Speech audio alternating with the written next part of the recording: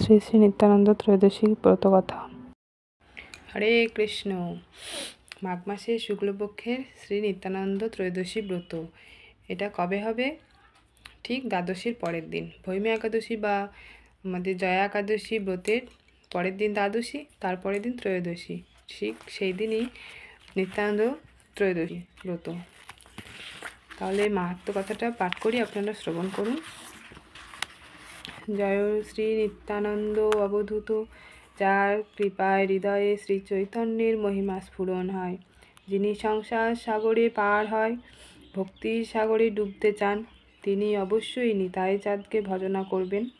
গৌড়দেশে একই সময়ে চন্দ্র সূর্যের উদয়, এ এক বিস্ময়কর ব্যাপার। দুই প্রভু জীবের হৃদয়ের অন্ধকার মোচন করলেন। যিনি স্বয়ং সংকর্ষণ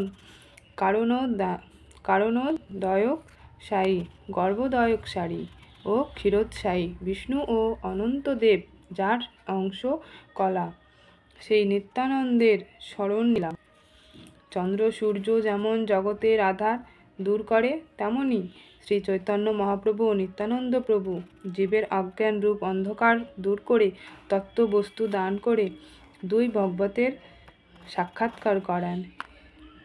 এক ভাগবত হচ্ছে ভাগবত শাস্ত্র, আর এক ভাগবত ভক্তিরস পাত্র। ত্রেতা যুগে শ্রীরামচন্দ্রের অনুজভ্রাতা রূপে এই নিত্যানন্দ লক্ষণ বড় ভ্রাতার সেবা করেন। শ্রীরামের দুঃখের কথা চিন্তা করে বুঝলেন বড় ভাই হলে বেশি দুঃখ, ছোট ভাই হয়ে নিষেধও করতে পারছেন না। অন্তরে দুঃখ অনুভব করে নীরব থাকেন। তাই তিনি শ্রীকৃষ্ণ অবতারে কনিষ্ঠের সেবা করবার জন্য জ্যেষ্ঠ ভ্রাতা রূপে এলেন। শ্রীকৃষ্ণকে নানাবিধ সুখ আস্বাদন করালেন। সেই কৃষ্ণই কলিতে শ্রী চৈতন্য আর বলরাম হলেন নিত্যানন্দ। ভগবান যখন ধরায় অবতীর্ণ হন, গুরুবর্গ ও অগ্রজগণকে আগেই পাঠিয়ে দেন। তারপরের শূরসেনের পুত্র বসুদেব এই কলিতে হারায় পণ্ডিত রূপে আবির্ভূত হন, আর বসুদেবের পত্নী রোহিণী হলেন পদ্মাবতী।